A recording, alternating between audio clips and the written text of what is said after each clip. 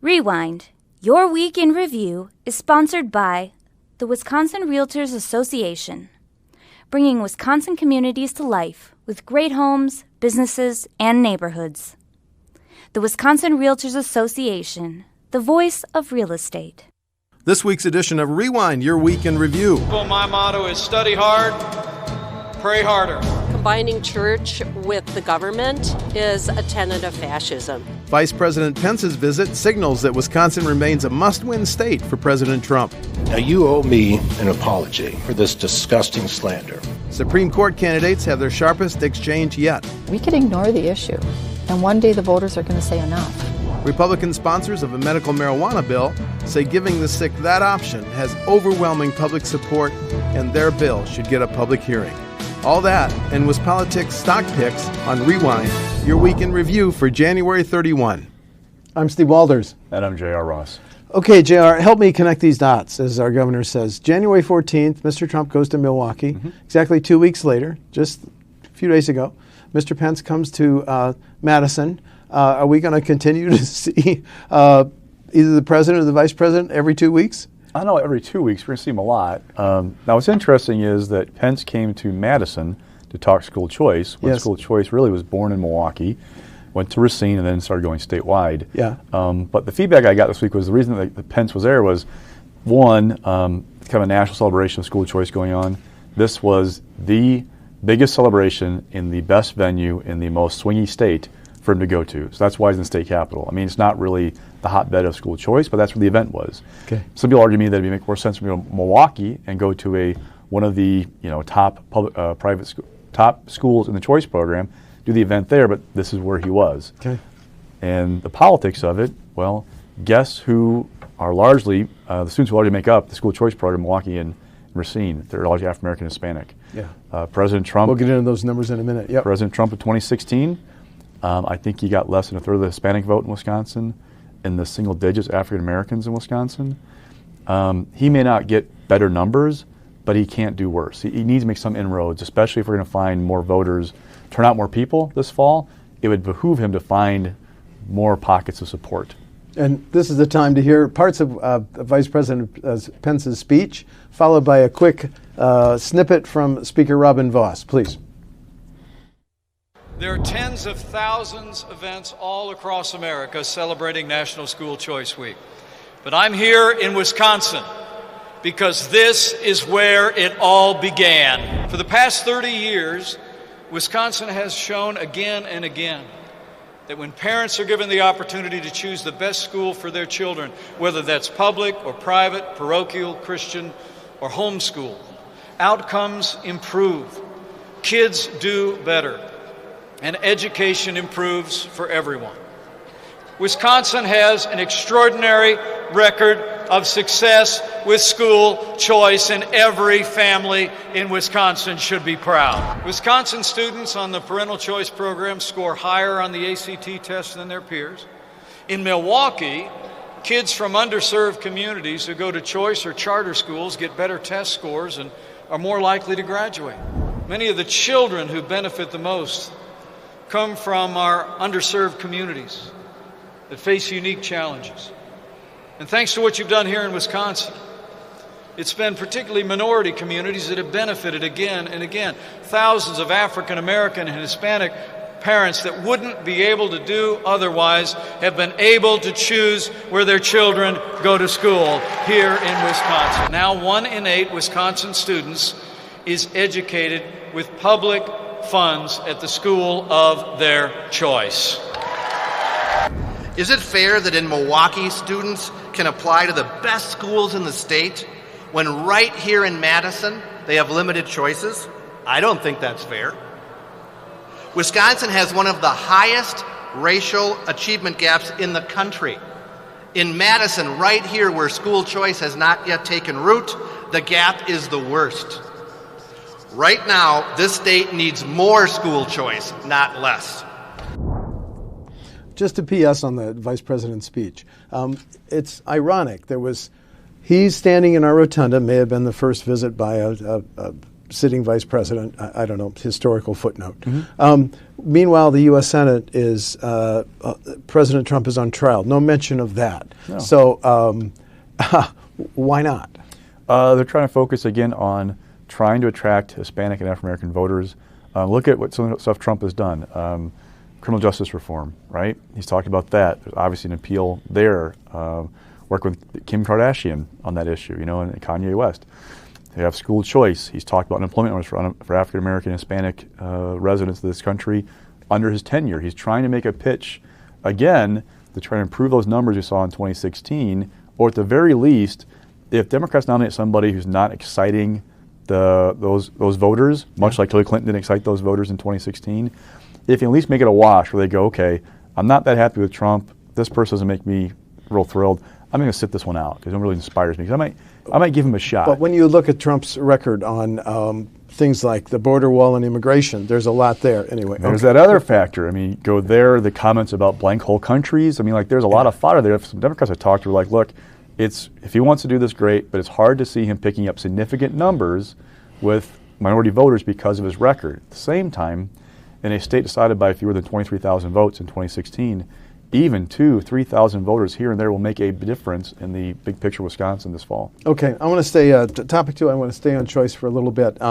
This resulted, the vice president spoke, and then Democrat Jonathan Brostoff of Milwaukee was followed by Kevin Nicholson. Brostoff would like to get rid of choice, and Mr. Nicholson defended it. So let's listen to Mr. Brostoff and Nicholson, and then we'll walk through the growth in choice.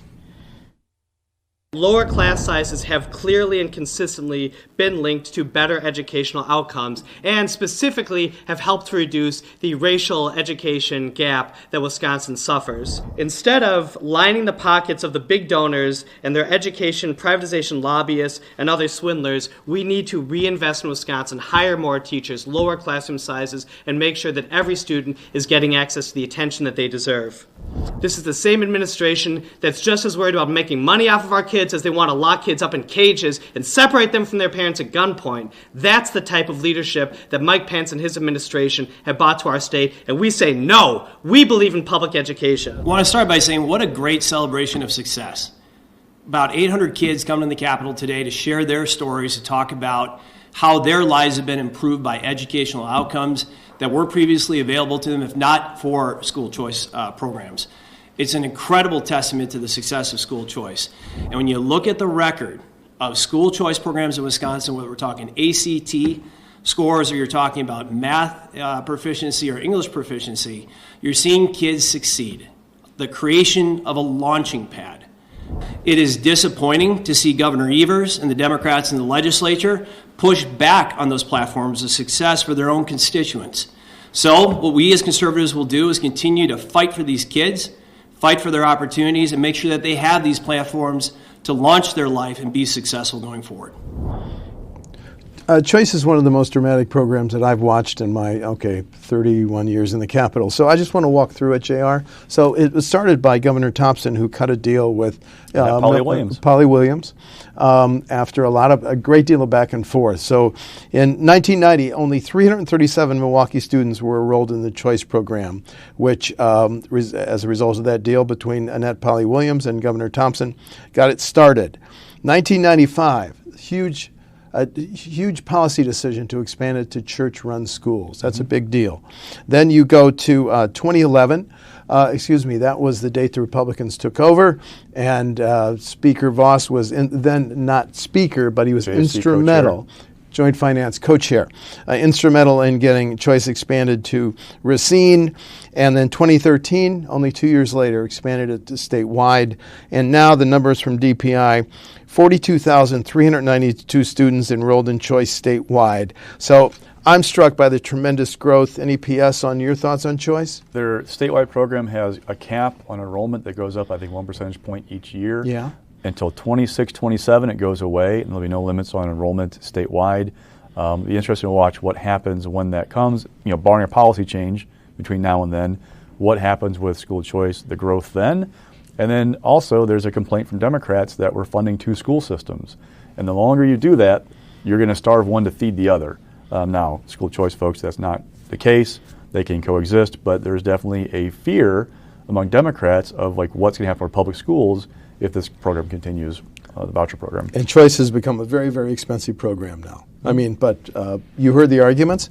Parents feel empowered. And you get the debate about the cost, like how much education costs in Milwaukee versus the voucher for a choice. I mean, they go back and forth constantly. And they go back and forth on the data and what it actually shows. I mean, it's one of the most contested programs in terms of actually how students do. Yeah. It's just very interesting. Okay, topic 3. Yesterday, Milwaukee Bar Association forum between the 3 Supreme Court candidates, Justice Daniel Kelly, Dane County Judge Jill Karofsky, Marquette University Professor Ed Falone.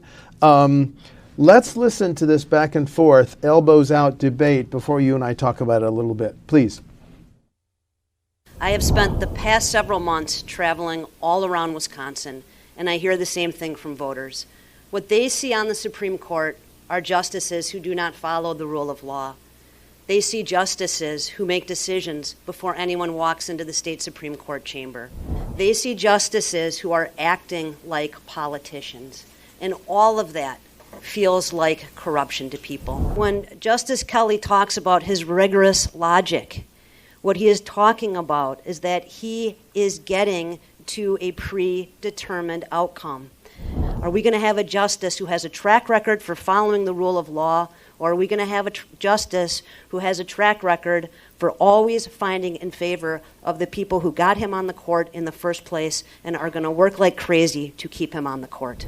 I have never had my honor or my integrity called into question, ever, in the depth and breadth of the practice of law that I've done over the last 25 years, until now when it suits your political ambition. This is about your personal advancement, and you don't care who you're going to lie about to get there. So here you come and say that the court is acting in a corrupt function. I'll remind you there are 7 members of the court, and that means any decision taken by a court requires the agreement of at least 4 of the members. And unless I miss my mark, the cases that you're referring to have all involved Chief Justice Pat Roggensack. And so what you say of me, if that's true, then it must be true of her as well. And that is an outrageous slander. Now, you owe me an apology for this disgusting slander. I don't think you'll get one, because if you didn't have slander, you wouldn't have a campaign. But you do owe Chief Justice Roggensack an apology. And Kelly, I'm not going to be bullied by you. There may be people around the state of Wisconsin who are happy to see our Supreme Court elections descend to this level. If there are, I've never met them. As I've gone around the state, what I hear again and again is thank you for trying to keep politics out of the race. Thank you for not talking in terms of our side, their side, my team, their team. We have only 7 seats. This is our chance to get your voice, your perspective, fighting for all of us on the court. And that's why I'm running. Judge Karofsky does not shy away from using the corruption term.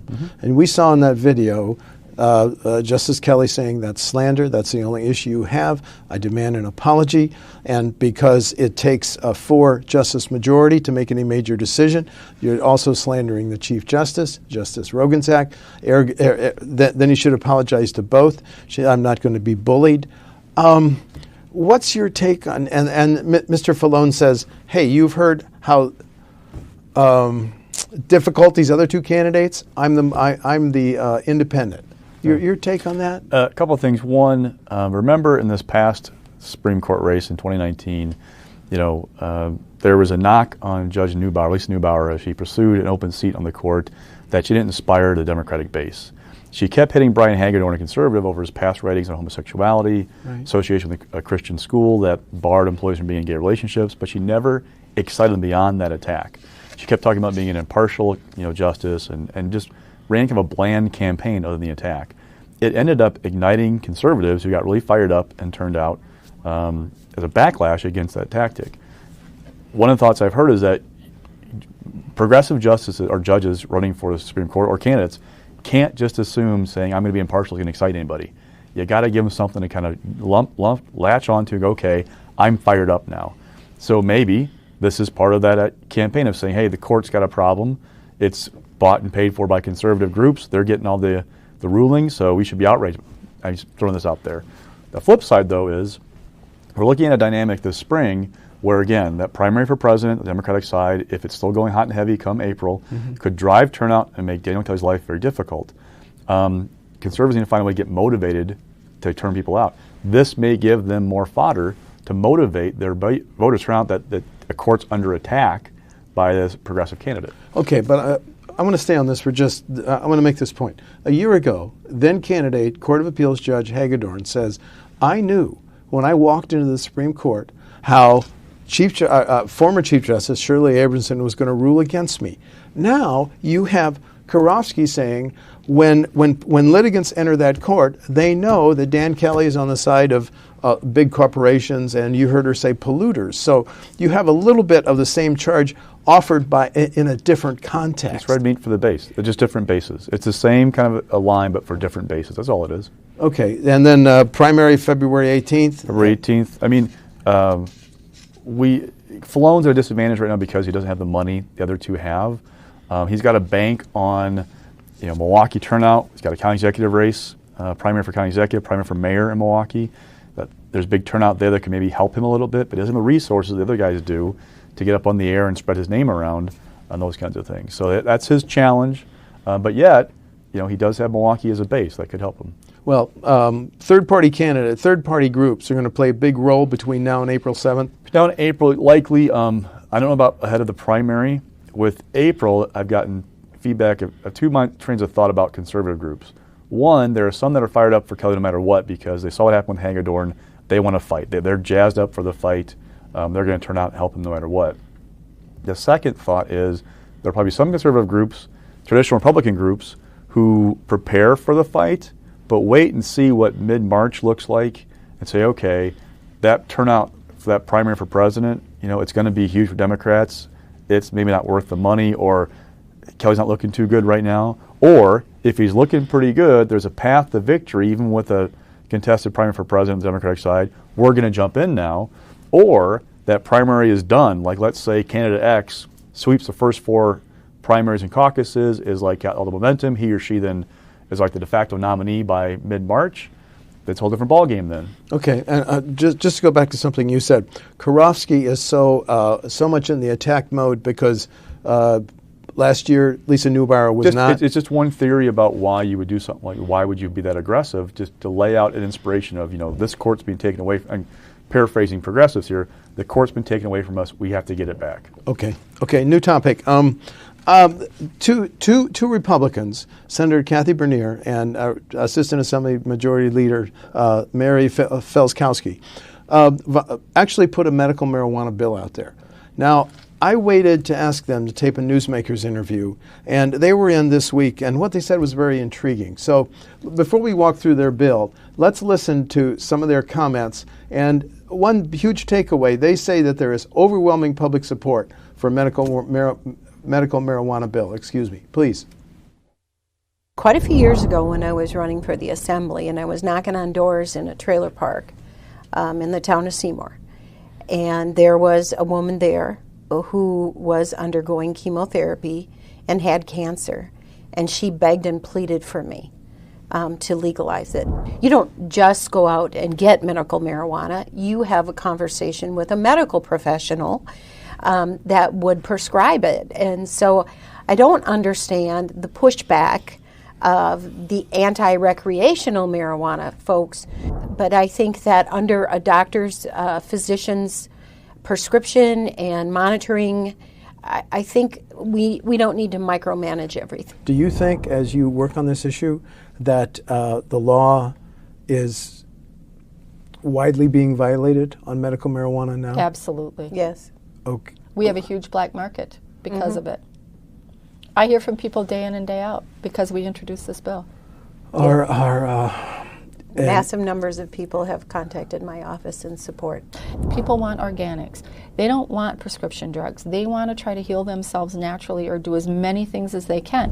When the FDA puts a drug on the market and you hear it on TV and the majority of the commercial is side effects, people don't want that. Okay. Just to be clear, I think I heard you say it, but I want to clarify. both of you now do not support recreational marijuana. Is that a fair statement? That's a fair statement. It's a fair It's statement. a fair statement. Because these are Republicans and because they were offering a serious proposal, they said they worked quite hard on it, talking to medical association and everything. Let's just walk through a few provisions. Senator Bernier and Representative Felskowski says the bill has tight controls, does not allow medical marijuana to be smoked. And I was intrigued. Representative Felskowski, who has survived cancer twice, she said, and the interview is on WisconsinEye.org, I am never going to let another opioid into my body, and I would have welcomed a chance to have a medical marijuana option. And they both said, as we heard, overwhelming public support for this. And finally, you heard my question, they both oppose legalizing recreational marijuana. Now, JR, have I just wasted our time because this bill is just going to go nowhere because it's still one of the most emotional issues out there? It's not going anywhere this session. One of the big roadblocks is Scott Fitzgerald, Senate Majority Leader, and let's be honest, not he alone in his caucus. There are plenty of other people in that caucus, the Senate GOP caucus, who oppose it. Fitzgerald, however, is currently unopposed GOP nomination for Jim Sensenbrenner's seat. 5th U.S. House seat. He raised some 400 some grand in the last quarter of 2019. He's in pretty good shape to win that seat. I mean, I don't want to diminish the chances of a Democratic upset, but it's a very, very, very, very Republican seat. It'd be a major shock if the Republican didn't win. So let's say Fitzgerald goes off to Congress. Okay, different dynamic now in the Senate caucus. Robin Voss, the Speaker, has said he's open to it, but with restrictions. He's not a fan of this bill, I don't think. He is not a fan of that bill. Representative Felskowski told me the Speaker doesn't like this bill. Oh, okay, but let me listen to my math, okay? You have Senator Testin willing to vote for medical marijuana. You have Senator Bernier. I talked to a chief of staff of another Republican senator who said, my boss is leaning towards this. So if they could ever get it, what are they seeking? They don't want a full vote. They want a committee hearing. There were, and when this issue's come up, and by the way, the whole thing about overwhelming support, where have you heard that before? From Tony Evers, when he put it in his budget to do medical marijuana. And recreational. Now, here's the dynamic, though. For Republicans, I asked about this when this has come up before, one of the responses I got was, we know it's coming, but we want to do it the most conservative way possible. We're also afraid, however, of opening that door. Because once you open the door to medical marijuana, you have opened the door to eventually someday getting to recreational marijuana. They don't feel like they can stop it, like it's a slippery slope. The question, though, is how do you put a conservative stamp on this, assuming that Republicans stay in charge for the next few years? How would it make it palatable to them? They know it's totally popular, that people want it, but they don't feel like, again, it's a driver issue. So like it's not like taxes or your kid's school or abortion or guns. It's something that, yeah, voters want to see medical marijuana, but are they turning out because of medical marijuana? Probably not. Okay. It's a fascinating issue. Next topic, JR. The governor made good on his promise to sign an executive order creating a People's Maps Commission. You and I went through the executive order, so let's just summarize it a little bit. Who could be on it? Residents of all 8 U.S. House districts, leaders of communities of interest, that's a term from the order, experts in nonpartisan redistricting who couldn't be on it, elected officials, public officials, lobbyists, political party officials, and they couldn't even do their work for a year. Now, the governor said this is an important and it's backed by a majority. How symbolic is creating a People's Maps Commission, which can't even begin to look at data for a year? Well, it's very symbolic. I mean, look, the map that this commission creates, assuming it reaches one, I'm sure there's going to be a court fight next year. Not sure where the court fight's going to be yet, whether federal court or state court, but there'll be a court fight, most likely. I'm sure this map gets submitted to lawmakers to consider as they take the first whack at it. When the courts take up the issue, I'm sure it's going to be submitted to them. But there's no weight. It carries no weight of law because the state constitution vests the power to draw the lines with the legislature. So There's that. Now, Evers, in a state address last week, fed some meat to his base, which was this. Again, it's not a mover issue. If you go look at the referendums on nonpartisan redistricting, they are overwhelming in support each time they go up, right? Yeah. But who goes out and votes because of a nonpartisan redistricting commission? Not many people. Not when you have, health care. No. Right? Tax, again, the big ones. Right. But it's for the people care passionately about it, it is something that feeds that base for Evers. That's part of why he did it. Okay, let's listen to Attorney General Call and Mr. Evers, and then we'll take a look at the Speaker's response. Please. This is not a partisan issue. This is about nonpartisanship. Over time, both Democrats and Republicans have gerrymandered districts. This is about putting an end to that practice in Wisconsin so that the power to select our legislators is where it belongs, in the hands of the people of Wisconsin. When 80% of our state supports medical marijuana and 80% of our state supports universal background checks and also risk protection orders, 70% want Medicaid expansion, and elected officials can ignore those numbers and say, go jump in a lake. Something's wrong.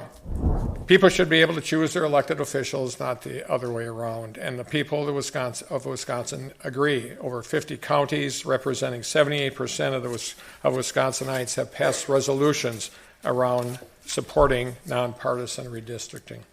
So today I'm signing the executive order that establishes the People's Map Commission.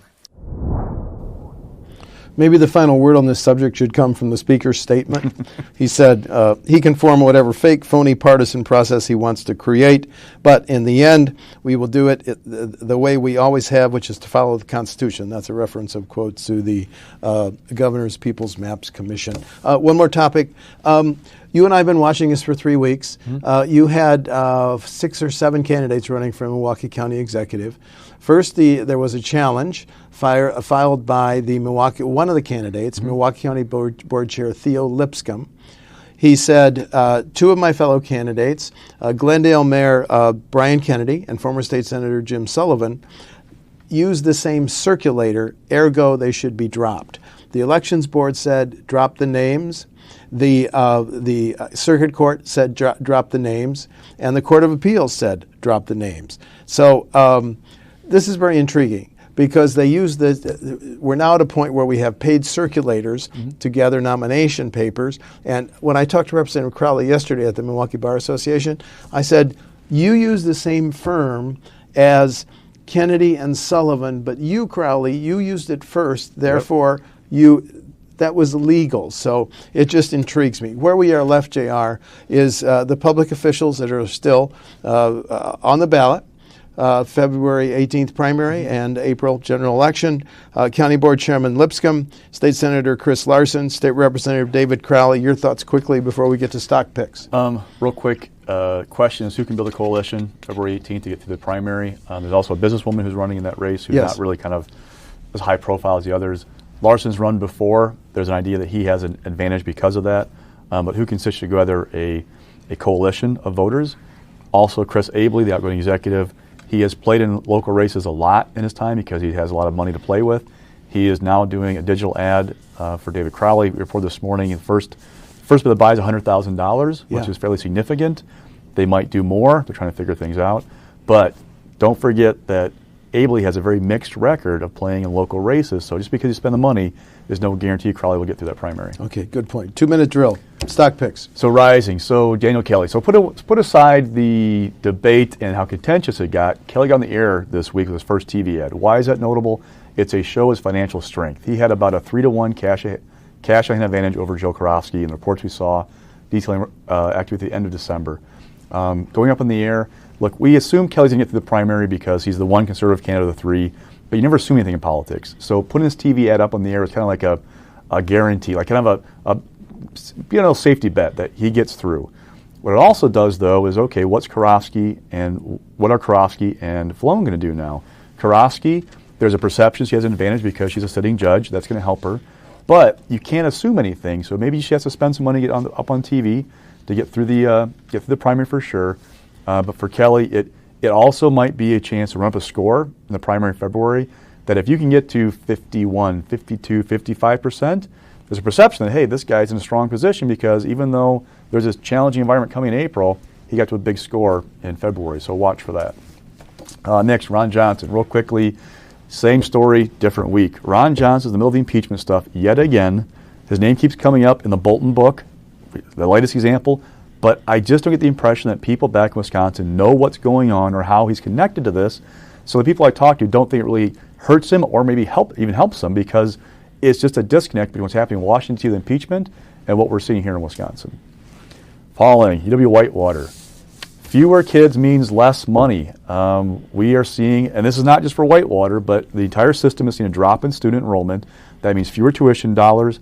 We saw a campus-wide letter from the chancellor there at Whitewater. I think it's $12 million they got to cut in the next 2 years. It's a matter of enrollment. They're just not there. But there's also an interesting tie here. You know, they're not the first ones with a problem. Oshkosh has done something similar or announced something similar. Stevens Point went through this process a couple of years ago. We also have the governor's task force on student loan debt. We have Ray Cross talking about raising tuition. There's a lot of moving pieces right now for the system, but the bottom line is fewer kids, less money. You have to see stuff like this. Okay, just real quickly, next week, WisconsinEye will be covering Black History events, and the formal bills on the task force on water quality will be up in committee. I'm Steve Walters. And I'm J.R. Ross. That's Rewind for January 31.